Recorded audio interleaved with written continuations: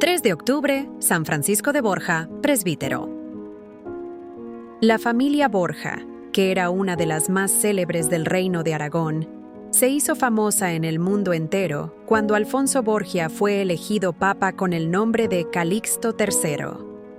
A fines del mismo siglo, hubo otro papa Borgia, Alejandro VI, quien tenía 4 hijos cuando fue elevado al pontificado. Para dotar a su hijo Pedro, compró el ducado de Gandía, en España. Pedro, a su vez, lo legó a su hijo Juan, quien fue asesinado poco después de su matrimonio.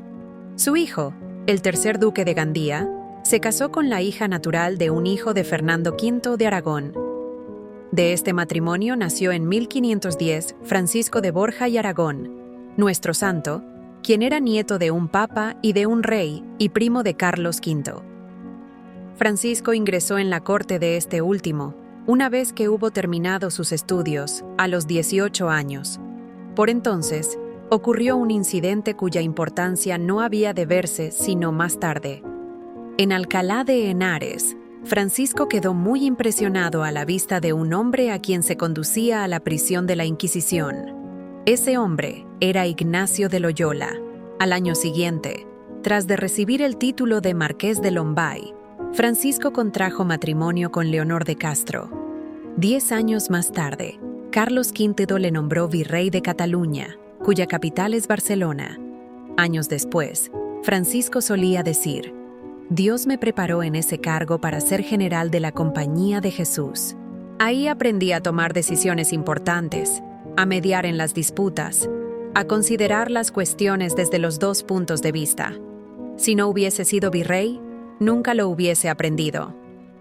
En el ejercicio de su cargo consagraba a la oración todo el tiempo que le dejaban libres los negocios públicos y los asuntos de su familia.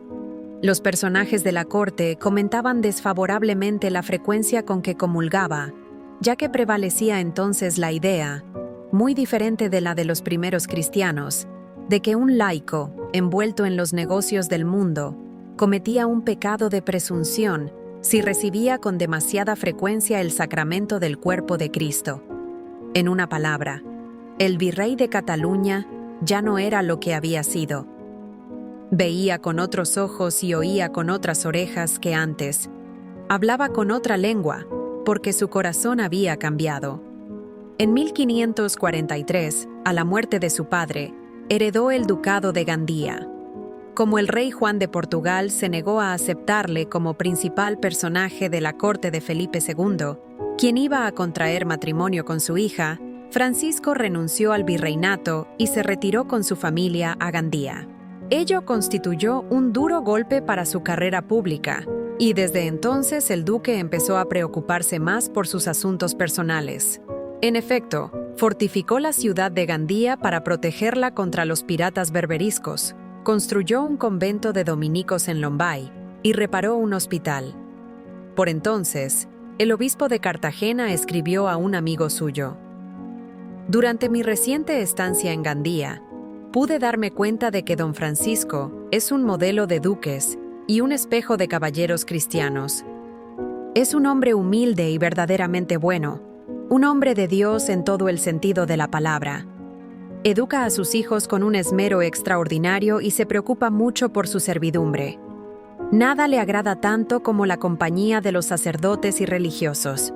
La súbita muerte de doña Leonor, ocurrida en 1546, puso fin a aquella existencia idílica. La esposa de Francisco había sido su amada y fiel compañera durante 17 años. Al verla en agonía, Francisco decidió pedir a Dios que se hiciese su voluntad y no la propia. El más joven de sus 8 hijos tenía apenas 8 años cuando murió doña Leonor. Poco después, el beato Pedro Fabro se detuvo unos días en Gandía. Partió de ahí a Roma, llevando un mensaje del duque a San Ignacio, para comunicar al fundador de la Compañía de Jesús que había hecho voto de ingresar en la orden. San Ignacio se alegró mucho de la noticia.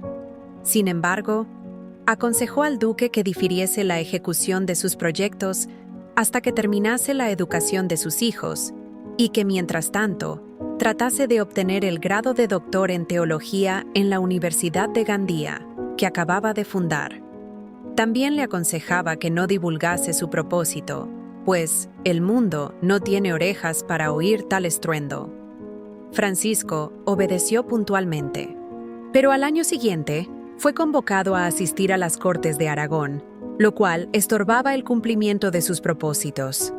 En vista de ello, San Ignacio le dio permiso de que hiciese en privado la profesión. 3 años después, el 31 de agosto de 1550, cuando todos los hijos del duque estaban ya colocados, partió este para Roma. Tenía entonces 40 años. 4 meses más tarde, volvió a España y se retiró a una ermita de Oñate, en las cercanías de Loyola. Desde ahí obtuvo el permiso del emperador para traspasar sus títulos y posesiones a su hijo Carlos. Enseguida se rasuró la cabeza y la barba, tomó el hábito clerical y recibió la ordenación sacerdotal en la semana de Pentecostés de 1551. El duque, que se había hecho jesuita, se convirtió en la sensación de la época. El Papa concedió indulgencia plenaria a cuantos asistiesen a su primera misa en Vergara, y la multitud que se congregó fue tan grande que hubo que poner el altar al aire libre. Los superiores de la casa de Oñate le nombraron ayudante del cocinero. Su oficio consistía en acarrear agua y leña, en encender la estufa y limpiar la cocina. Cuando atendía a la mesa y cometía algún error, el santo duque tenía que pedir perdón de rodillas a la comunidad por servirla con torpeza. Inmediatamente después de su ordenación, empezó a predicar en la provincia de Guipúzcoa y recorría los pueblos haciendo sonar una campanilla para llamar a los niños al catecismo y a los adultos a la instrucción. Por su parte, el superior de Francisco le trataba con la severidad que le parecía exigir la nobleza del duque. Indudablemente que el santo sufrió mucho en aquella época, pero jamás dio la menor muestra de impaciencia. En cierta ocasión en que se había abierto una herida en la cabeza, el médico le dijo al vendársela: «Temo, señor, que voy a hacer algún daño a vuestra gracia». Francisco respondió: «Nada puede herirme más que ese tratamiento de dignidad que me dais». Después de su conversión, el duque empezó a practicar penitencias extraordinarias. Era un hombre muy gordo, pero su talle empezó a estrecharse rápidamente. Aunque sus superiores pusieron coto a sus excesos, San Francisco se las ingeniaba para inventar nuevas penitencias. Más tarde, admitía que, sobre todo antes de ingresar en la compañía de Jesús, había mortificado su cuerpo con demasiada severidad. Durante algunos meses predicó fuera de Oñate. El éxito de su predicación fue inmenso. Numerosas personas le tomaron por director espiritual. Él fue uno de los primeros en reconocer el valor grandísimo de Santa Teresa de Jesús. Después de obrar maravillas en Castilla y Andalucía, se sobrepasó a sí mismo en Portugal. En 1541, San Ignacio le nombró prepósito provincial de la Compañía de Jesús en España. San Francisco de Borja desempeñó ese cargo con algo del autocratismo que era característico de los nobles de su época, pero dio muestras de su celo, y en toda ocasión expresaba su esperanza de que la Compañía de Jesús se distinguiese en el servicio de Dios por 3 normas: la oración y los sacramentos, la oposición al mundo y la perfecta obediencia. Por lo demás, esas eran las características del alma del santo. San Francisco de Borja fue prácticamente el fundador de la Compañía de Jesús en España, ya que estableció una multitud de casas y colegios durante sus años de prepósito general. Ello no le impedía, sin embargo, preocuparse por su familia y por los asuntos de España. Por ejemplo, dulcificó los últimos momentos de Juana la Loca, quien había perdido la razón 50 años antes, a raíz de la muerte de su esposo, y desde entonces había experimentado una extraña aversión por el clero. Al año siguiente, poco después de la muerte de San Ignacio, Carlos V abdicó, se enclaustró en el monasterio de Yuste y mandó llamar a San Francisco. El emperador nunca había sentido predilección por la Compañía de Jesús y declaró al santo que no estaba contento de que hubiese escogido esa orden. Este confesó los motivos por los que se había hecho jesuita y afirmó que Dios le había llamado a un estado en el que se uniese la acción a la contemplación y en el que se viese libre de las dignidades que le habían acosado en el mundo. Aclaró que, por cierto, la Compañía de Jesús era una orden nueva, pero el fervor de sus miembros valía más que la antigüedad, ya que la antigüedad no es una garantía de fervor. Con eso quedaron disipados los prejuicios de Carlos V. San Francisco no era partidario de la Inquisición, y este tribunal no le veía con buenos ojos, por lo que Felipe II tuvo que escuchar más de una vez las calumnias que los envidiosos levantaban contra el Santo Duque.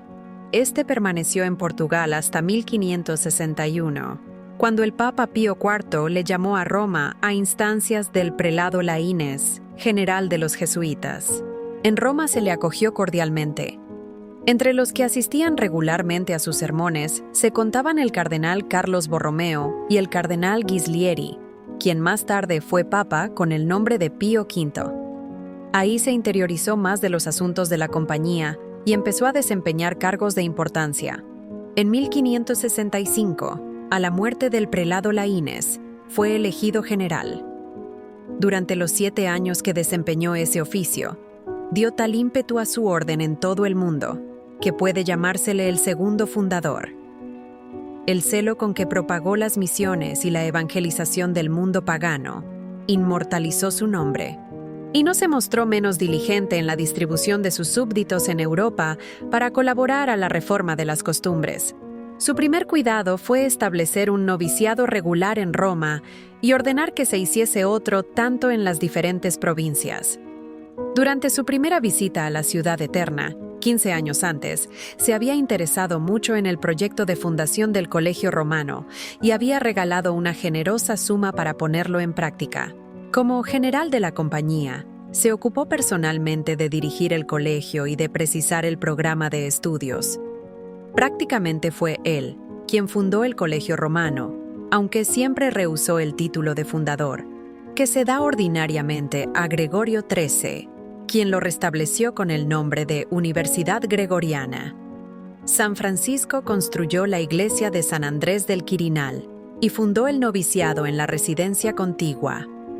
Además, empezó a construir el Jesús y amplió el Colegio Germánico, en el que se preparaban los misioneros destinados a predicar en aquellas regiones del norte de Europa, en las que el protestantismo había hecho estragos.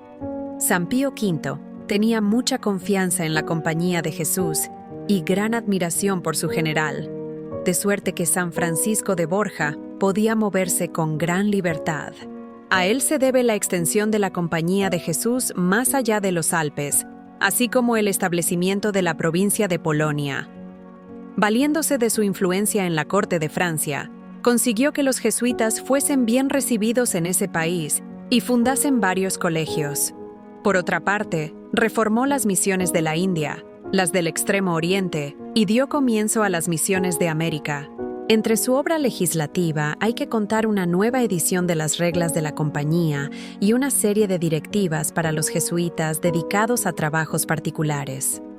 A pesar del extraordinario trabajo que desempeñó durante sus 7 años de generalato, jamás se desvió un ápice de la meta que se había fijado, ni descuidó su vida interior.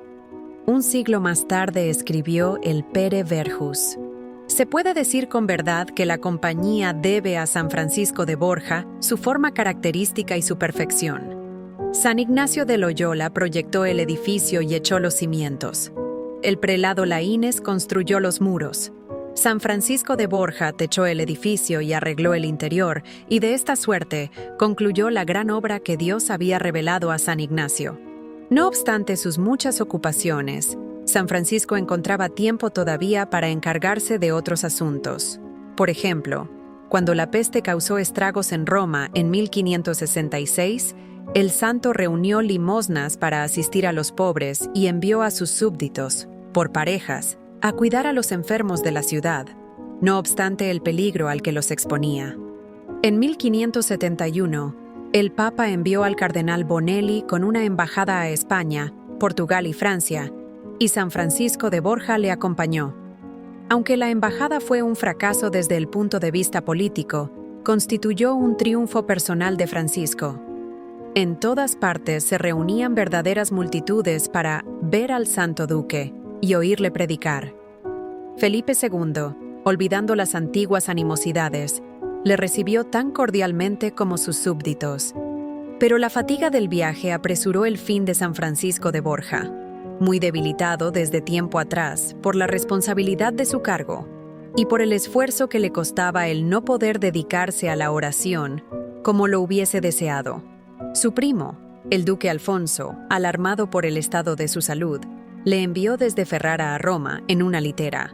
Solo le quedaban ya 2 días de vida. Por intermedio de su hermano Tomás, San Francisco envió sus bendiciones a cada uno de sus hijos y nietos, y, a medida que su hermano le repetía los nombres de cada uno, oraba por ellos. Cuando el santo perdió el habla, un pintor entró a retratarle, lo cual muestra la falta de delicadeza que se observaba en ciertas ocasiones durante aquella época.